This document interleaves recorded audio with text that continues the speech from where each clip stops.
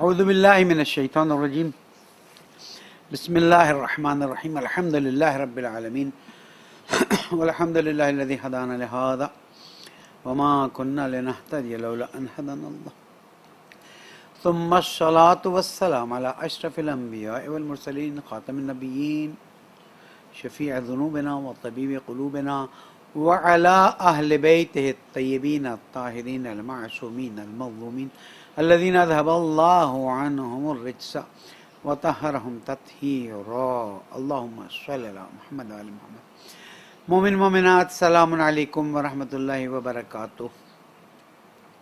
ایک بار پھر میں آپ کو آج کے گزرے ہوئے دن کی مبارکباد پیش کرتا ہوں اور اللہ تعالیٰ سے دعا کرتا ہوں کہ پالنے والے ہمیں حقیقی معنی میں اہل بیت کے چاہنے والوں میں قرار دے، ہم سب کی عاقبت بخیر فرما، ہمیں دعاؤں اور عبادتوں کی لذت عطا فرما، زمانے کے امام علیہ السلام کے ظہور میں تعجیل فرما۔ ایک درود پڑھ دیں محمد و آل محمد۔ ہماری گفتگو امام حسن علیہ السلام کے سلسلے میں مختصراً میں نے وہ حالات بتائے، وہ صورتحال بتائی کہ کہاں تک امت کا حشر نشر ہو گیا تھا۔ مولا کائنات کو 4 سال اور چند مہینے موقع ملا، اس میں بھی 3 جنگیں ہوئیں، اور بعض تاریخوں میں آیا ہے کہ ان 3 جنگوں میں 70,000 مسلمانوں کو مارا گیا دونوں طرف سے۔ وہاں کے لوگوں کو بھی مولا کائنات نے کیا کہا، یہی کہا دفن کرو ان لوگوں، ان کو اللہ جانتا ہے کہ کیا اللہ ان کا حشر کرے گا، حق کو دیکھ کے پھر باطل کی طرف کھڑے رہنا۔ بہرحال امام حسن علیہ السلام مولا کائنات کی شہادت کے بعد ایک ایسی صورتحال میں کھڑے ہیں کہ 3 جنگیں۔ اب دیکھیں، نہ پہلے خلیفہ کے زمانے میں مسلمانوں میں جنگ ہوئی، نہ دوسرے خلیفہ کے زمانے میں مسلمانوں میں جنگ ہوئی، نہ تیسرے خلیفہ کے زمانے میں مسلمانوں میں جنگ ہوئی۔ مسلمانوں میں جنگ ہوئی تو 4تھے خلیفہ، اور یہ نقطہ میں نہیں بھول سکتا کہ رسول اکرم نے فرمایا علی تجھ سے محبت نہیں کرے گا مگر مومن، اور تجھ سے بغض نہیں رکھے گا مگر منافق۔ تو جو علی علیہ السلام کے مقابلے میں آئے وہ علی کی محبت میں آئے یا علی کے بغض میں آئے؟ اگر ہم اتنا بھی نہیں بول سکتے تو پھر سب بند کر دیں، ہم پھر بس گھر میں کمرہ میں لاک ہو کر بیٹھ جائیں، امام آئیں گے وہی ظاہر ہوں گے، وہی سب کریں گے۔ یا علی لا یحبکم الا المؤمن ولا یبغضکم الا المنافق۔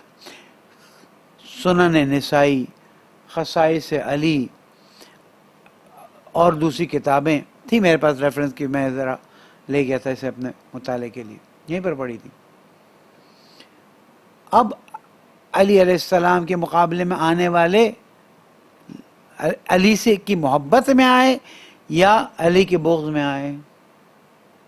اگر علی کی محبت میں آئے تو آپ کی عقل کو سلام، اور علی کے بغض میں آئے تو پھر سوال یہ ہے کہ اب مومن کہاں ہیں، منافق کہاں ہیں؟ کیسے ممکن ہے کہ دونوں طرف کو رضی اللہ کہا جائے؟ بہرحال پھر میں ان گفتگو میں چلا جاؤں گا، بہت ہی کم وقت باقی ہے۔ 18ویں شب، آج 16ویں، 17ویں اور 18ویں شب، 3 رات یہ گفتگو رہے گی، اور اس کے بعد شبائے شہادت مولا کائنات اور شبائے نزول قرآن اور شبائے قدر، شب قدر کی تیاری شروع کر دیجیے۔ سبحانک لا الہ الا انت الغوث الغوث خلصنا من النار یا رب۔ محفلیں اجڑ گئی ہیں، رونقیں ختم ہو گئی ہیں، لوگوں کو گھر میں بند ہو کے اعمال کرنے پڑیں گے، لوگوں کو گھر میں بیٹھ کر آن لائن اعمال اور مجلسیں ہوں گی۔ بہرحال جو مین مجالس اور جلوس ہیں وہ تو اپنی جگہ پر باقی رہیں گے، اور انشاءاللہ کوئی ایس او پی کا خیال کرے نہ کرے، آپ ضرور خیال کر لیجیے گا۔ جلوس میں جائیں، کوئی آپ کو نہ ہی روکتا اور نہ روکنا چاہیے، مجلسوں میں جائیں، کوئی ایس او پی کا خیال رکھیں، اس لیے کہ آپ قیمتی ہیں، آپ امام زمانہ علیہ السلام کے لیے قیمتی ہیں، آپ جناب زہرا سلام اللہ علیہ کے لیے قیمتی ہیں۔ کہاں سے لائیں گے ایسے چاہنے والے جو دن رات اہل بیت کا ذکر کرتے ہوں، دن رات اہل بیت علیہ السلام کی یاد میں ہوں، اپنی زندگیوں کو بھی اہل بیت علیہ السلام کی خوشنودی کے مطابق چلانے کی کوشش کرتے ہوں. یہ چیزیں بتاتی ہیں کہ آپ کے دل میں اہل بیت کی محبت ہے، یہ چیزیں بتاتی ہیں کہ آپ اہل بیت علیہ السلام کے لیے اہمیت رکھتے ہیں. تو امام حسن علیہ السلام 21 رمضان کا دن گزر کے رات میں اور اگلے دن میں مولا کائنات کے جنازے کو تدفین کر کے جب آئے ہیں تو کہاں کھڑے ہیں؟ لوگوں نے آپ کی بیعت شروع کر دی اور بیعت کے ساتھ ساتھ اعلان ہو گیا کہ امام حسن علیہ السلام خلیفہ ہو گئے ہیں. شام کے حالات سب اپنی جگہ پر، صرف میرا سوال یہ ہے کوفے کے کتنے ہزار لوگ، کم از کم 10,000 سے زیادہ لوگ کوفے جیسے، آج بھی کوفہ جہاں چھوٹا شہر ہے، فوجی چھاونی بن گئی تھی، ایک کراچی میں اگر 10,000 لوگ مارے جائیں، چاہے حق کی طرف سے چاہے باطل کی طرف سے، چاہے نہرمان کی طرف سے چاہے امیر المومنین کی طرف سے، چاہے بنی امیہ کی حمایت میں چاہے مولا کائنات کی حمایت میں، چاہے جمل والوں کے اور جمل میں بیٹھنے والوں کی حمایت میں چاہے مولا کائنات امیر المومنین کی. اور عجیب ہے آپ کے ہاں ساری حدیثیں ملتی ہیں کہ خلیفۃ المسلمین کے خلاف آپ نہیں اٹھ سکتے، بول نہیں سکتے، لیکن ایک ہی خلیفۃ المسلمین تھا جس کے خلاف آپ بول بھی سکتے تھے، اٹھ بھی سکتے تھے، اور پھر بعد میں تو آپ پہ لعن بھی کیا گیا. اسی صورت میں آپ امام حسن علیہ السلام کی صورت دیکھیے کہ اپنے لوگ بھی دھوکہ دے کے نکل رہے ہیں، خود غرض لوگ، جاسوس لوگ، اور ایک ایسی صورتحال بنا دی تھی کہ امام حسن علیہ السلام کے پاس دو ہی راستے تھے، یا سارا بنی ہاشم کا کنبہ جنگ کروا کے شہید کروا دیں، یا پھر اتنی مہلت لے لیں کہ کربلا تک 41 ہجری تھی نا، کربلا تک پہنچ جائیں، اور پھر کربلا کے بعد پرچم اسلام واضح طور پر بلند ہو جائے. امام حسن علیہ السلام اور باقی امام حسین علیہ السلام باقی لوگوں نے مل کے یہ طے کیا کہ فعلاً صلح کا راستہ اختیار کیا جائے. امام نے حکومت کے ظاہری امور اس کے حوالے کیے تھے، پرائم منسٹر کے طور پر کہہ سکتے ہیں. مت کہیے کہ میں نے پرائم منسٹر کہا، تاریخ پڑھیے. مت کہیے کہ جناب میں نے کہا کہ مثلا امام حسن نے صلحنامے میں دستخط کی، میں کون کہنے والا، تاریخ کی کتابوں میں. ہاں فی قلوب مرض فزادہم اللہ مرضا، جن کے دلوں میں مرض ہے، کدورت ہے، وہ تو مرض بڑھتا ہی رہے گا اور ان کو کوئی نہ کوئی موقع چاہیے. تو امام حسن علیہ السلام کی اس پوزیشن کو بہت حساسیت کے ساتھ دیکھیے. پھر امام علیہ السلام کے خلاف عجیب و غریب بدنامیوں کی وہ لائن لگا دی، بقول ذیشان حضرت صاحب، علامہ ذیشان حضرت صاحب جوادی علیہ مقام، کہ جناب 200 شادیاں فرمائی ہیں. انہوں نے اقوال لکھے ہیں کہ یہاں تک گئے لوگ کہ 200 شادیاں فرمائی ہیں. بہرحال اس زمانے میں ایک سے زیادہ شادیاں رسم تھیں، 8 یا 9 شادیاں رہی ہیں، کوئی ایسی معیوب بات نہیں. اب ہم آگے بڑھتے ہیں اور امام زمان علیہ السلام کے اصحاب کے بارے میں کچھ گفتگو کرتے ہیں، اور انشاءاللہ آج کل اور پرسوں زندگی رہی، اللہ تعالیٰ نے توفیق دی تو جنگ بدر کا بھی ذکر مختصر کر لیں گے اور امام زمان علیہ السلام کے ساتھیوں کا بھی ذکر کریں گے. قرآن مجید میں جب ہم دیکھتے ہیں تو ہمیں سورہ آل عمران آیت نمبر 146 اور 147 میں ایک ذکر ملتا ہے. وہ بسم اللہ الرحمن الرحیم، وَكَأَيٍّ مِّن نَبِيٍّ قَاتَلَ مَعَهُ الرِّبِّيُّونَ كَثِيرٌ، کتنے انبیاء ایسے تھے کہ ان کے ساتھ ربیون نے، بہت سارے ربیون نے قتال کیا، ان کے ساتھ مل کر جنگ کی، ان کی حمایت کی. فما وہنوا لما اصابہم فی سبیل اللہ، تو اللہ کی راہ میں جو ان کو تکلیفیں آئیں، مشکلات آئیں، پریشانی آئیں، اس کی وجہ سے وہ سست نہیں ہو گئے. اللہ کی راہ میں آنے والی تکلیفوں نے انہیں ہمت دی. وما ضعفوا وما استکانوا، نہ ان کے اندر ضعف نظر آیا اور نہ ان کے ایمان میں کوئی تزلزل نظر آیا. ایمان کا لیول بھی اپنی جگہ پر اور ہمتیں بھی اپنی جگہ پر. واللہ یحب الصابرین، ایسے لوگوں کو اللہ تعالیٰ نے صابر کا عنوان دیا، صبر کرنے والوں کا عنوان دیا. اللہ تعالیٰ فرماتا ہے واللہ یحب الصابرین. انبیاء علیہ السلام ہوں، ائمہ معصومین علیہ السلام ہوں، یہ ایک حقیقت ہے کہ جو سچے انبیاء کے ساتھی رہے ہیں، حضور اکرم صلی اللہ علیہ وآلہ وسلم کے ساتھی رہے ہیں، مولا کائنات کے ساتھی رہے، امام حسن، امام حسین and so forth and so on. ان ساتھیوں نے جو سچے ساتھی رہے، ایک لمحے کے لیے بھی نہ اماموں کا ساتھ چھوڑا، نہ ان مشکلات اور تکلیفوں اور پریشانیوں کی وجہ سے پیچھے ہٹے، بلکہ جہاں جس مقام پر انبیاء اور امام کھڑے تھے ان کے پیچھے ان کے ساتھ دینے کے لیے تیار تھے.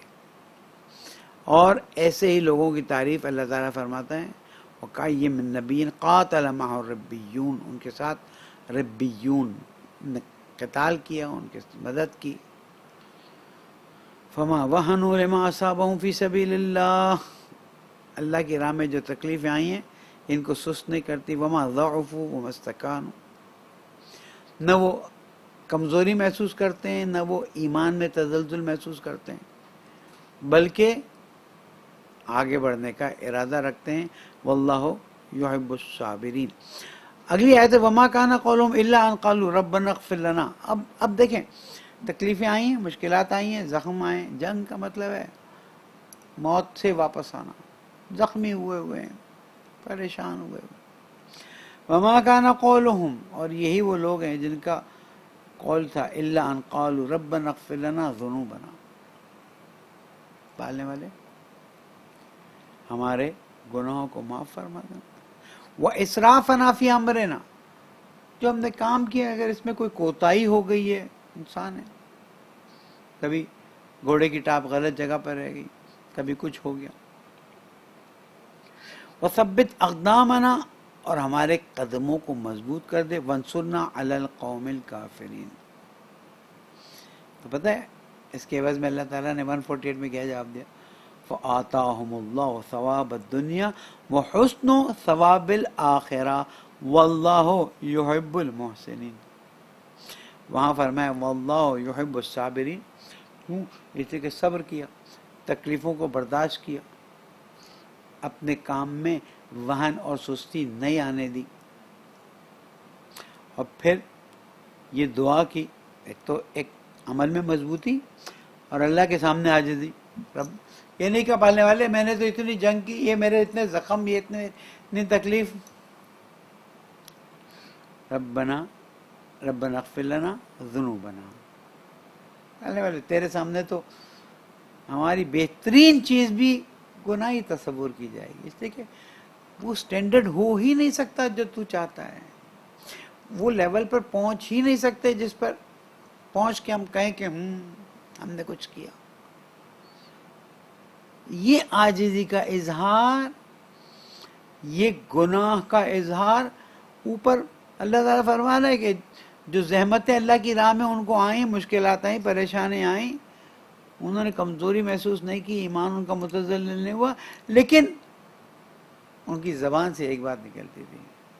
یہ نہیں کہتے تھے او اللہ وی ڈڈ دس، او اللہ وی ڈڈ دس، او اللہ پلیز ایکسکیوز اس، ربنا اغفر لنا ذنوبنا. اتنا شیرین جملہ ہے، اللہ کو بھی بہت پسند.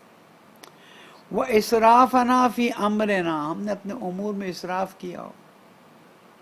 آج بھی ہم بھی تو جہاد کی پوزیشن میں نا، آج ہم بھی تو ایک سخت میدان میں کھڑے ہیں، اور ہمارا میدان زیادہ سخت ہے، کربلا سے سخت نہیں ہے، معصومین سے سخت نہیں ہے، لیکن ہم سے پہلے والوں کے مقابلے میں ہمارا میدان زیادہ سخت ہے، اس لیے کہ پہلے والوں کے دشمن سامنے ہوتے تھے، آج دشمن چھپے ہوئے ہیں۔ پہلے جنگ کر کے حملہ کر کے آر یا پار ہوتا تھا، آج مسلسل حملے ہوتے ہیں، مسلسل دفاع ہوتا ہے۔ پھر ایک بات کہوں، ادھر تو جو امام کے چاہنے والے تھے امام کے گرد گھومتے رہتے تھے، جنگ صفین ختم ہوئی، مولا مٹی پہ بیٹھے تھے، اصحاب آ کے بیٹھ گئے۔ انسان کا حوصلہ کتنا بڑھ جاتا ہے، مولا کو سامنے دیکھ رہے ہیں، افسردہ ہیں تو ہم افسردہ، کتنی بڑی سعادت ہے۔ لیکن ہم کہتے ہیں مولا ہم احسان نہیں جتا رہے کہ ہم غیبت کے زمانے میں کچھ کر رہے ہیں، جو ہمارا آٹے میں نمک برابر بھی شاید نہ ہو، لیکن مولا آپ لوگ ان کے سامنے ہوا کرتے تھے، ہم تو آپ کا دیدار نہیں کر سکتے، ہم تو یاد کرتے تھے یا صاحب الزمان یا صاحب الزمان، این السبیر وابن السبیل، این الخیرۃ بعد الخیرہ، این الشموس الطالیہ، این الانجم الظاہرہ، این بقیت اللہ لا تخلو الارض منہ، جس سے زمین خالی نہیں ہو سکتی۔ پھر جمعہ چلا جاتا ہے، پھر اب کل جمعرات جمعے میں داخل ہونے والے ہیں، پھر یاد کریں گے۔ اسی لیے ہمارا اجر غیبت کے زمانے میں اگر نیت صاف ہو، ایمانداری کے ساتھ، پاک ارادے کے ساتھ ہم نے کام کیا ہو تو ہمارا اجر بہت زیادہ ہے، سختی ہمارے لیے بہت زیادہ ہے۔ پھر آج ٹیکنالوجی کے دور میں حملہ کیسے ہوتا ہے، حملے کا جواب کیسے دیا جائے، ربنا، اتنا سب کرنے کے بعد ہم بھی تو یہی کہیں ربنا اغفر لنا ذنوبنا واسرافنا فی امرنا۔ کام کرتے ہیں، کبھی غلط خرچ ہو جاتا ہے، کبھی غلطیاں ہو جاتی ہیں، کبھی تشخیص میں غلطی ہو جاتی ہے، کبھی ضرورت مند کے بجائے غلطی سے غیر ضرورت مند کو چیز چلی جائے، کبھی کم استعمال ہونا ہے زیادہ استعمال ہو گیا۔ پھر آخر بیت المال کے مسائل تو اپنی جگہ پر ہیں نا، ایسا تو نہیں ہے کہ وہاں بیت المال کے مسائل تھے آج بیت المال کے مسائل نہیں۔ آج بھی ہمیں کہنا اسرافنا فی امرنا وثبت اقدامنا، آنے والے زمانے میں ہمارے پیروں کو گاڑ دے، وانصرنا علی القوم الکافرین، اور ہمیں کافروں پر کامیابی عطا فرما۔ وہاں پر انہوں نے کہا کہ ہمارے جو سختیاں آئیں ہیں اس میں مقابلے میں وہ ڈٹے رہے، کمزور نہیں پڑے، سست نہیں ہوئے۔ امام حسن علیہ السلام کے ساتھیوں کی ہمتیں توڑ دی گئیں۔ ایک جاسوس آتا تھا، کہتا فلاں جو کمانڈر امام حسن نے بھیجا تھا وہ تو معاویہ کے ساتھ، وہ تو امیر شام کے ساتھ جا کے مل گیا۔ پھر پتہ چلتا تھا وہ ملا کچھ نہیں ہوتا تھا، موبائل تھوڑی تھے وہاں پر، ایسی جاسوس آ کے جھوٹی باتیں اڑا دیتے تھے۔ آہستہ آہستہ لوگوں کی ہمت نے، اور پھر یہ کہہ دیا ارے تم سے امام کہہ رہے جنگ کے لیے چلو، امام نے تو صلح کر لی، امام نے صلح نہیں کی تھی اس وقت۔ یہ امام کے ساتھ جو ہوتے ہیں نا، وہ امام کھڑے ہیں ہم بھی کھڑے ہیں، امام بیٹھے ہیں ہم بھی بیٹھے ہیں، امام شمشیر نکال رہے ہیں ہم بھی شمشیر نکال رہے ہیں، یعنی امام کے ساتھ ساتھ ساتھ ساتھ ساتھ ساتھ امام نے درس دینا شروع کیا، درس دینا شروع کیا۔ تو یہاں پر اللہ تعالیٰ فرماتا ہے ان دو طرح کے لوگوں کو کہ جو وہاں پر مضبوطی سے رہتے ہیں اور اس کے بعد اظہار کرتے ہیں ہمیں معاف فرما دے، ہمارے سے زیادتی ہو گئی، ہمارے قدموں کو مضبوط فرما، ہمیں کافرین پہ نصرت عطا فرما۔ اللہ تعالیٰ کو ان کی یہ باتیں اتنی پسند آئیں کہ اللہ تعالیٰ فرماتے فَأَتَاهُمُ اللَّهُ ثَوَابَ الدُّنْيَا وَحُسْنَ ثَوَابِ الْآخِرَةِ۔ فَأَتَاهُمُ اللَّهُ، عطا کیا، دیا، ایک عین تا الف ہے، ایک عطاہم اللہ، اللہ سبحانہ وتعالیٰ نے کیا دنیا میں، اور ایک بہترین پاداش انعام عطا فرمایا، ثواب الدنیا وحسن ثواب الآخرہ، آخرت کا صرف ثواب نہیں، آخرت کے ثواب کا حسن۔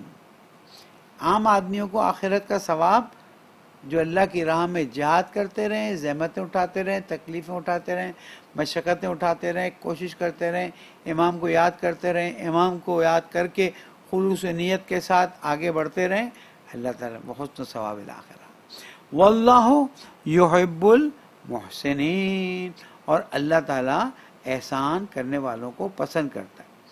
تو آئیے ہم دیکھیں کہ نیک بندوں کی قرآن مجید میں کیا صفات بیان کی گئی ہیں، اور ان صفات کو ہم کس طرح سے اپنی زندگی میں اپنانے کی کوشش کرتے ہیں۔ اللہ سبحانہ و تعالیٰ نے قرآن مجید میں ایک بات بتائی ہے، اس بات کو بیان کر کے پھر میں آگے بڑھتا ہوں، اور وہ بات یہ ہے کہ اللہ تعالیٰ فرماتا ہے کہ دیکھو اس بات کو یاد رکھنا کہ اللہ سبحانہ و تعالیٰ کسی قوم کی حالت نہیں بدلتا جب تک کہ وہ قوم اپنی حالت کو بدلنے کے لیے تیار نہ ہو جائے۔ یہ مسئلہ بڑا سنگین ہے۔ کیوں ایسا ہے؟ اس لیے کہ اللہ تعالیٰ نے اب سب کے ہاتھ میں اختیار دے دیا، اور اللہ سبحانہ و تعالیٰ نے ہر ایک کو عقل سے نواز دیا کہ اب تم لوگ کیا کرو، اب تم لوگ صرف اتنا کر لو کہ راستہ خود اپناؤ، راستے پہ خود چلو۔ اب راستے پہ کسی اور کے کہنے کی ضرورت نہیں، میں تم کو راستہ بتا دیتا ہوں اور تم اس راستے پر چلو، اور اس طرح سے چلتے جاؤ جس طرح سے عام معصومین علیہ السلام نے عملاً بتایا ہے۔ کیا بتایا؟ نمبر 1، ایمان کی مضبوطی۔ جب تک ایمان کی مضبوطی نہیں ہوگی، بہت ضروری ہے، بہت ضروری ہے، جب تک ایمان کی مضبوطی نہیں ہے تب تک آپ کچھ بھی نہیں کر سکتے۔ اس لیے کہ ایمان کے بغیر انسان کسی بھی کام کا نہیں رہتا، اور ایمان کے بغیر انسان جتنا بھی آگے بڑھتا جائے وہ سمجھ رہا ہے کہ وہ آگے بڑھ رہا ہے، لیکن وہ آگے نہیں بڑھ رہا ہوتا، اور نتیجہ کیا ہوتا ہے؟ جب اینڈ پہ پہنچتا ہے تو وہاں پر اسے پتہ چلتا ہے کہ ہائے، جو کچھ تھا سب کچھ ضائع ہو گیا، جو کچھ میں نے کیا کسی کام کا نہیں تھا۔ حضرت گرامی، یہ پہلا نقطہ اگر اچھی طرح سے سمجھ آ گیا تو باقی چیزیں انشاءاللہ 2 دن میں بہتر انداز میں سمجھانے کی کوشش کروں گا کہ اپنے ایمان کو مضبوط کریں، اپنے عقائد کو صحیح کریں۔ ایمان اور عقائد کا مسئلہ اتنا اہم ہے کہ کہیں بھی اللہ سبحانہ و تعالی عمل صالح کو ایمان کے بغیر قبول نہیں کرتا۔ اللہ سبحانہ و تعالی عمل صالح کو الا الذین آمنوا وعملوا الصالحات، سوائے وہ لوگوں کے جو ایمان لائے اور عمل صالح کیے۔ یہ نہیں کہا الا الذین عملوا الصالحات وآمنوا۔ کیوں ایسا کہا؟ اس لیے کہ ایمان بنیاد ہے، ایمان اصل ہے۔ قرآن مجید میں آپ نے انشاءاللہ تلاوت کے دوران دیکھا ہوگا کتنی جگہوں پر اللہ سبحانہ و تعالیٰ ایمان کو عمل صالح کے ساتھ، ایمان کو عمل صالح کے ساتھ، ایمان محض کمرے میں بند ہونا نہیں، عمل صالح محض بغیر ایمان کے فائدہ نہیں۔ تو اگر کوئی عمل صالح کرے گا بغیر ایمان کے تو اس کو فائدہ ہوگا؟ ہاں، اس کو فائدہ ہوگا، اس کا بدلہ اللہ تعالیٰ کسی کا نہیں رکھتا، اللہ تعالیٰ دے دیتا ہے۔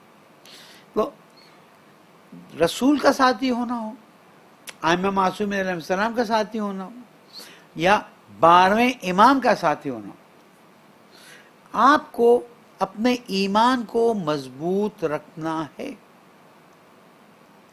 اور اگر ایمان میں جھول آ گیا تو یقین کیجئے عمل صالح بھی بینڈ ہو جائے گا، ضائع ہو جائے گا، ساری کوششیں نل اینڈ وائڈ۔ اس لیے کہ انسان بعض مرتبہ تکلیفوں میں، سختیوں میں اللہ تعالیٰ سے ناراض ہو جاتا ہے۔ جو محنتیں کی ہوتی ہیں وہ ضائع ہو جاتی ہیں، الفاظ زبان سے ایسے نکل جاتے ہیں۔ انسان ہے، دنیا ہے، سختی ہے، تکلیف ہے، پریشانیاں ہیں، کبھی نزدیک ترین شخص ہاتھ سے چلا جاتا ہے، کبھی پسندیدہ ترین چیز ہاتھ سے چلی جاتی ہے، مقام ہاتھ سے چلا جاتا ہے، دین کی خاطر جیل جانا پڑتا ہے، دین کی خاطر لاپتہ ہونا پڑتا ہے۔ اگرچہ کہ جن پہ افتاد آتی ہے وہ جانتے ہیں، لیکن جن پہ نہیں آتی انہیں ذہنی طور پر آمادہ ہونا ہوگا، اور یہ آمادگی صرف اس وقت ممکن ہے کہ جب ایمان مضبوط ہو، اور ایمان مضبوط کرنے کے لیے مطالعات چاہیے، علماء کے ساتھ اٹھنا بیٹھنا چاہیے۔ صرف شعر و شاعری انسان کے ایمان کو مضبوط نہیں کرتی ہے، صرف شعر و شاعری کے ذریعے اپنا ایمان نہیں بنایا جا سکتا، ایمان کی بنیادیں نہیں بنائی جا سکتی ہیں۔ کہاں جا رہا ہے ہمارا معاشرہ؟ کس طرف جا رہے ہیں ہم؟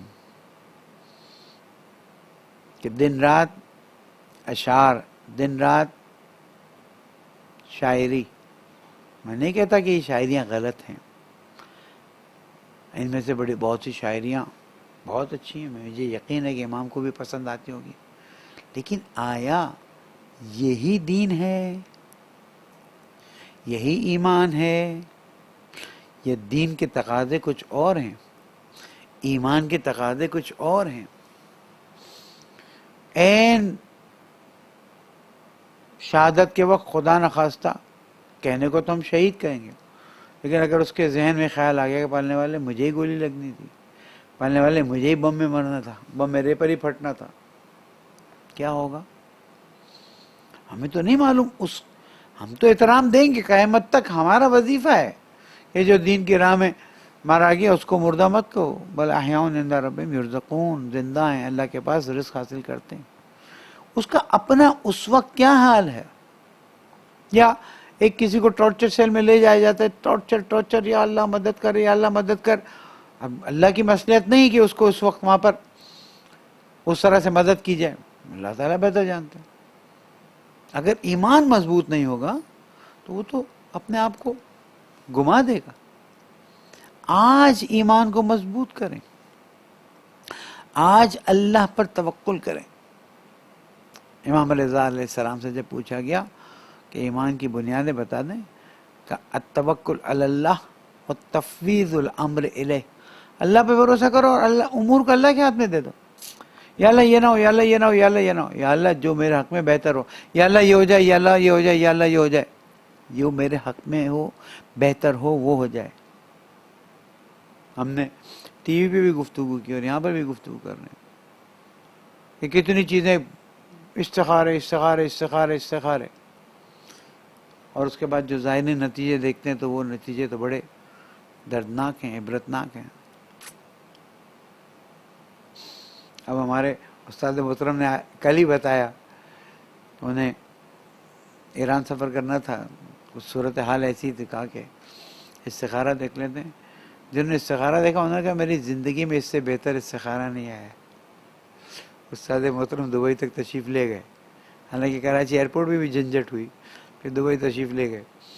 دبئی میں ان کو 20 گھنٹے کوشش کی گئی کہ ایران کی اتھارٹیز جو وہ اجازت دے دیں، کورونا بھی کلیئر تھا، سب کلیئر تھا، نہیں ہوا۔ 20 گھنٹے کہتے ہیں دبئی کے فریزنگ ایئرپورٹ پہ بیٹھ کر میں واپس آیا۔ اب میں اللہ تعالیٰ سے کہوں کہ استخارہ تو نے مجھے اتنا اچھا دیا تھا، اب یہ میرے ساتھ کیا ہوا؟ میں نے کہا اللہ کی مصلحت، شاید اللہ کو منظور تھا کہ میں 20 گھنٹے وہاں پر بیٹھ کر پھر واپس آؤں، یہاں کی کوئی میری مصیبت اللہ نے مجھے ٹالنی ہے، ایران کی بھی کوئی مصیبت مجھے ٹالنی ہے۔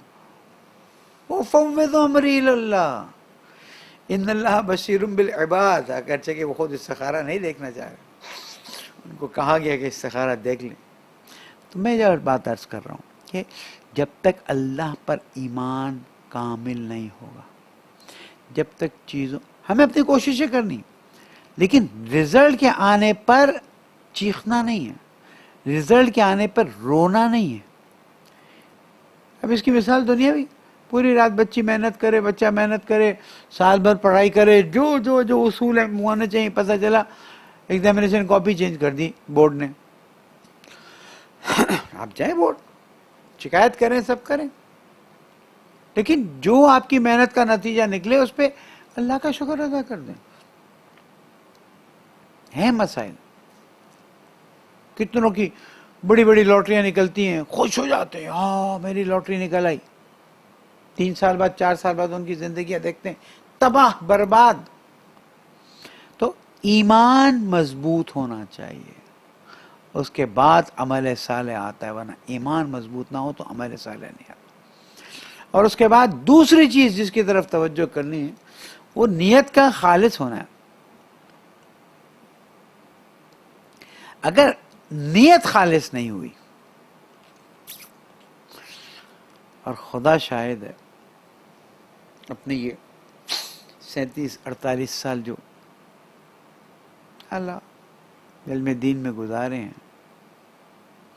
محسوس ہوتا ہے بعض مرتبہ کہ یہ ریا ہو رہا ہے، محسوس ہوتا ہے کئی مرتبہ کہ یہ اللہ کے سامنے تو پیش کرنے کے قابل عمل نہیں تھا.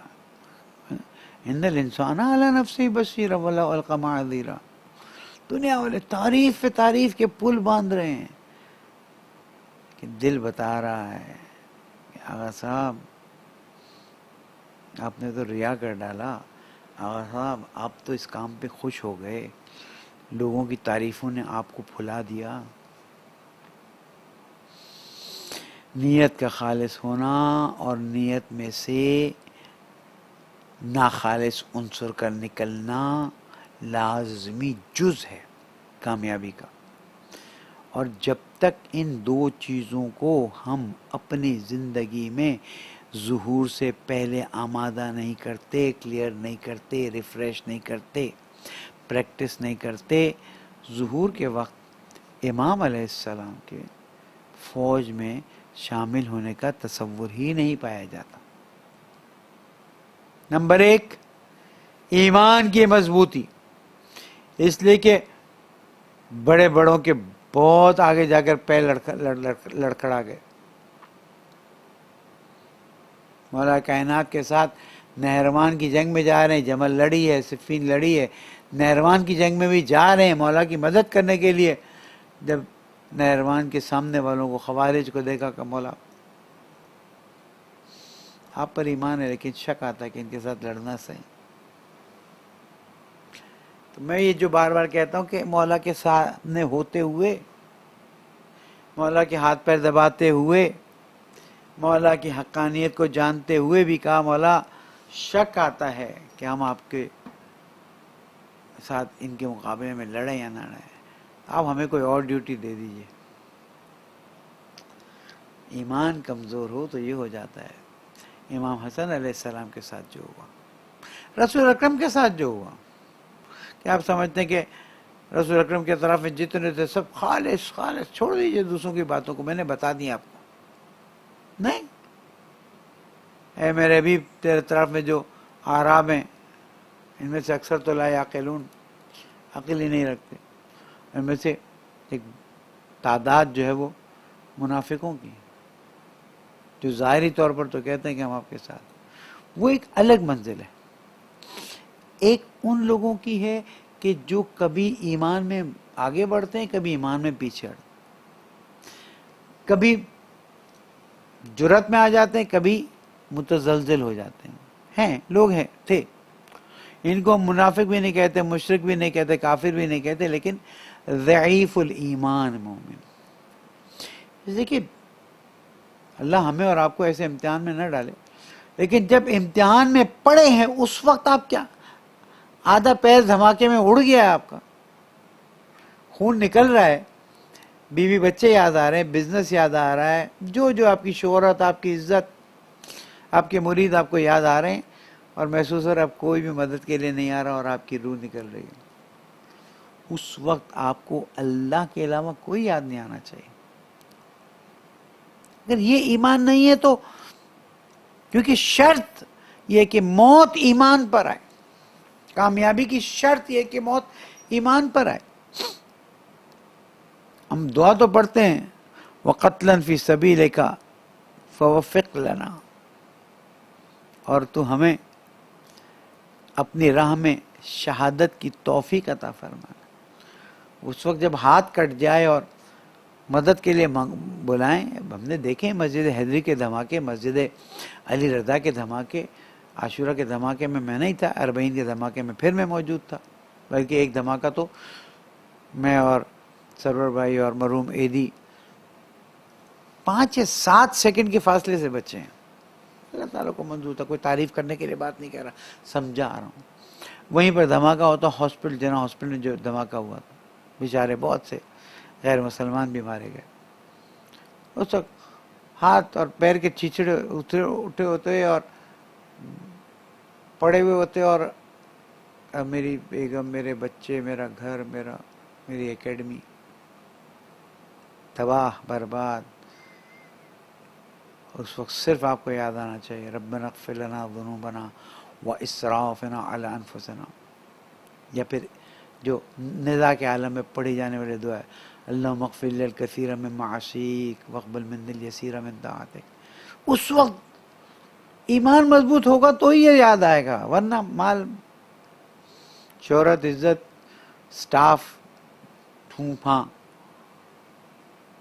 اللہم اغفر لی الکثیر من معاصیک واقبل منی الیسیر من طاعتک، یا من یقبل الیسیر ویعفو عن الکثیر اقبل منی الیسیر واعف عن الکثیر انک انت العفو الغفور۔ معصوم سے نقل کی گئی کہ نزاع کے عالم میں یہ پڑھو، نزاع کے عالم میں استغفار کرو، نزاع کے عالم میں توبہ کرو، گھر میں ہوں، بستر میں ہوں تو بیوی بچے پھر بھی پانی پلا دیں، قبلہ رخ کر دیں، باہر کہیں گولیاں لگی ہوئی ہیں، نہ ایمبولنس آ رہی ہے، نہ کوئی اسٹریچر پہ ڈال رہا ہے، نہ کوئی اٹھانے والا ہے، خون نکل رہا ہے اور آہستہ آہستہ پتہ ہے کہ جا رہے ہیں۔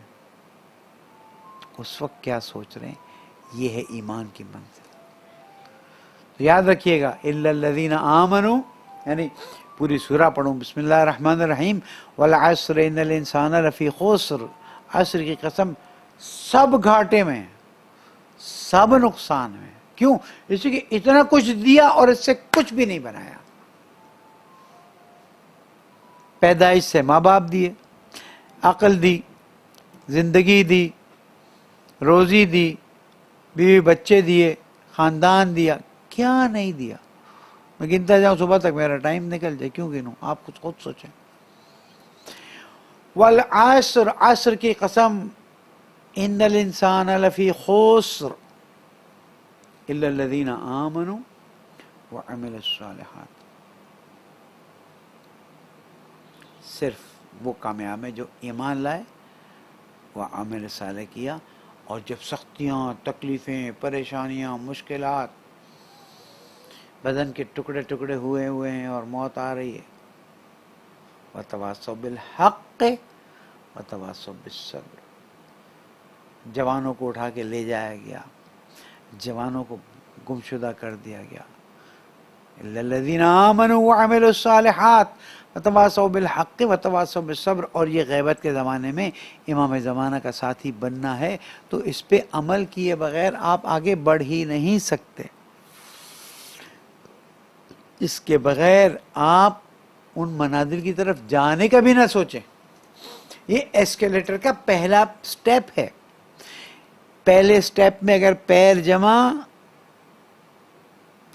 اور آپ نے ہمت کی اور عمل صالح کی طرف آگے بڑھے، تب جا کے اللہ سبحانہ وتعالیٰ آپ کی مدد پہلے دیکھے گا نا۔ ارادہ بھی ہے کہ صرف شہرت کا ارادہ ہے، مشہوری کا ارادہ ہے، یہ تو آپ کے اور اللہ کے درمیان ہے۔ اور اس کے بعد جس چیز کی طرف توجہ دلانی ہے کہ ایسے امام زمانہ کے ساتھیوں کی زندگی کیسی ہوتی ہے، تو سورہ فرقان، قرآن مجید کا 25واں سورہ، سورہ فرقان کی آیت نمبر 63 سے، بسم اللہ الرحمن الرحیم، وعباد الرحمن الذین یمشون علی الارض ہونا وَإِذَا خَاطَبَهُمُ الْجَاهِلُونَ قَالُوا السَّلَامَ۔ یہ ہے وہ امام زمانہ کے اصحاب جن کو ہم عباد الرحمن کے نام سے یاد کریں گے. اس لیے کہ ایمان اور عمل صالح و تواصوا بالحق و تواصوا بالصبر پر تو عمل کی منزل میں داخل ہو گئے، لیکن جب اجتماع میں جاتے ہیں، اکیلے میں تو بہت کچھ انسان سنبھال لیتا ہے، لیکن جب اجتماع میں جاتے ہیں تو وہاں پر کیا حال ہے؟ اللہ تعالیٰ فرماتا ہے دیکھو عباد الرحمن، امام زمانہ کے ساتھ ہی ہوں گے نا یہ، الذین یمشون علی الارض. اب جب یہ زمین پہ چلتے ہیں تو تکبر کے ساتھ نہیں چلتے کہ ہم اللہ کے بندے ہیں.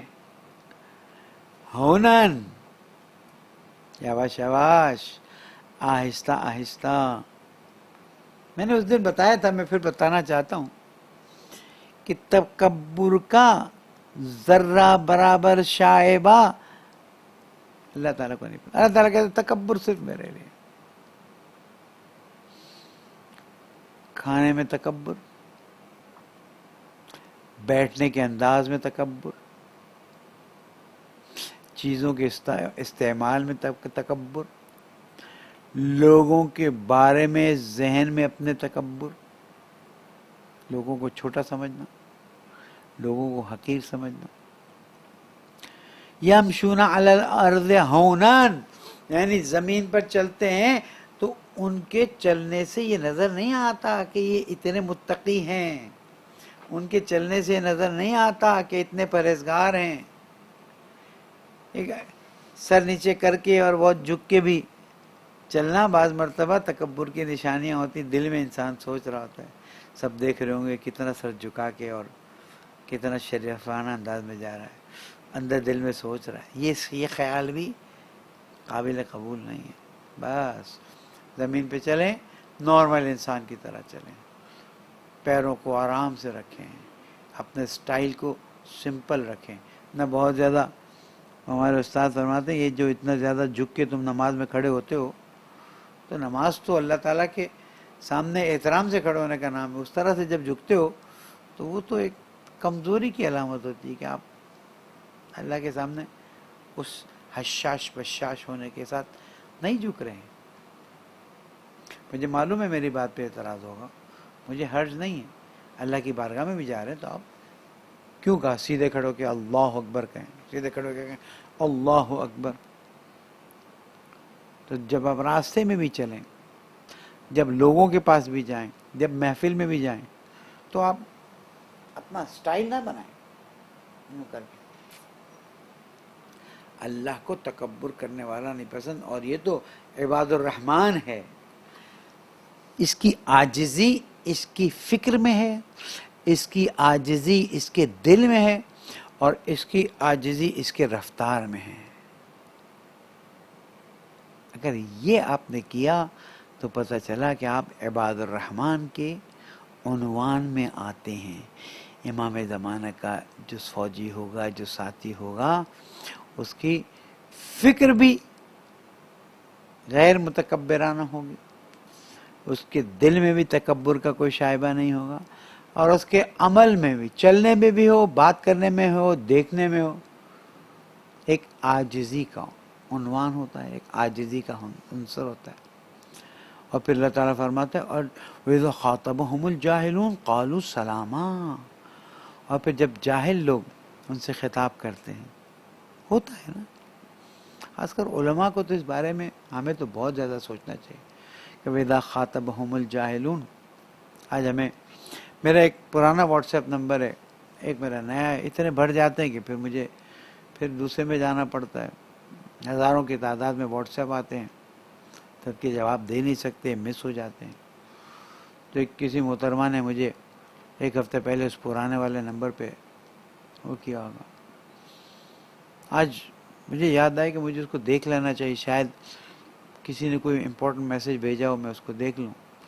تو ایک محترمہ کا امپورٹنٹ میسج آیا ہوا تھا، کوئی فاطمہ خاتون کر کے، تو میں نے ان کو جواب دیا. تو 1 گھنٹے بعد جواب میں لکھتی ہیں کہ جس کا جواب 7 دن بعد آئے اس سے خیر کی کیا امید رکھوں.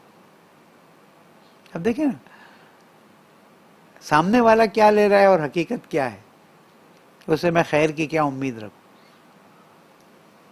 ایک عالم دین، چلے میں تو اپنے آپ کو عالم دین نہیں کہتا، ایک دینی طالب علم کتنے ہزار لوگوں کا روزانہ ایس ایم ایس دیکھے، واٹس ایپ دیکھے، فون اٹھائے، ای میلز دیکھے، پھر جس کی جو چیز ہے اس بارے میں اگر مسئلہ شرعی ہے تو اس کا جواب دے، اگر کوئی خاندانی اختلاف ہے تو اس کو حل کروائے، اگر مالی مشکل ہے تو اس کو حل کروائے، نوکری کا مسئلہ ہے تو اس کو حل کروائے۔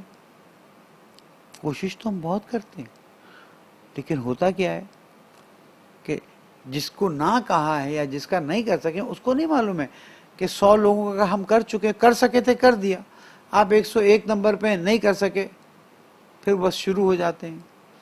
تو اللہ تعالیٰ نے شاید ہمارے لیے کہا ہے کہ وہ خاتون جاہل ہے میرے بارے میں، کہ نہیں جانتی ہیں کہ اس کے واٹس ایپ کے میسیجز اتنے بھرے ہوئے ہیں اور اتنے گروپس میں میرے نمبر ڈالے ہوئے ہیں کہ آپ تصور نہیں کر سکتے۔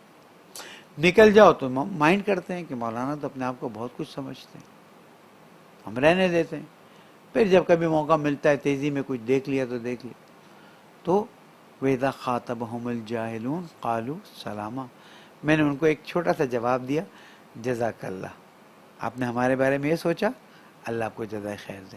تو میں عرض کر رہا ہوں، زمانۂ غیبت میں امام زمانہ علیہ السلام کے ساتھی بننے کی تیاری کرنا آسان کام نہیں، بہت مشکل بھی نہیں ہے، لیکن جتنا آسان ہم نے ٹیکن فار گرانٹیڈ کیا یہ نہیں۔ اس کے لیے ایک ایک نقطے، ایک ایک ذرے پر غور فکر، سوچ پر قابو، دل پر قابو، عمل کے انداز میں قابو، تاکہ جب امام علیہ السلام تشریف لائیں کہ وہ ایک دیوانہ تھا جو اپنے زمانے میں سوچ پہ بھی قابو رکھتا تھا، دل پہ بھی قابو رکھتا تھا، عمل پہ بھی قابو رکھتا تھا، جب زمین پہ چلتا تھا تو آہستہ آہستہ چلتا تھا، تکبر کے انداز میں نہیں چلتا تھا، اس کے اندر تکبر نہیں ٹپکتا تھا، اور جب جاہل اسے مخاطب ہوتے تھے تو وہ ان کو نرم دلی سے اچھے الفاظ میں قالوا سلاما، بحث میں نہیں پڑتا تھا۔ انشاءاللہ کل ہم یہاں سے بات کو آگے بڑھائیں گے۔ اللہ تعالیٰ ہماری توفیقات میں اضافہ فرمائے، ہماری مشکلات کو آسان فرمائے، بے گناہ اسیروں کو آزاد فرمائے، جہاں جہاں مومنین ان کو کورونا کے شر سے محفوظ فرمائے، اقتصادی حالات کو بہتر فرمائے، مومنین کے مسائل کو حل فرمائے، زمانے کے امام کو ہم سے راضی فرمائے، ان کے ظہور میں تعجیل فرمائے۔ اللہم صلی علی محمد وآل محمد وعجل فرجہ۔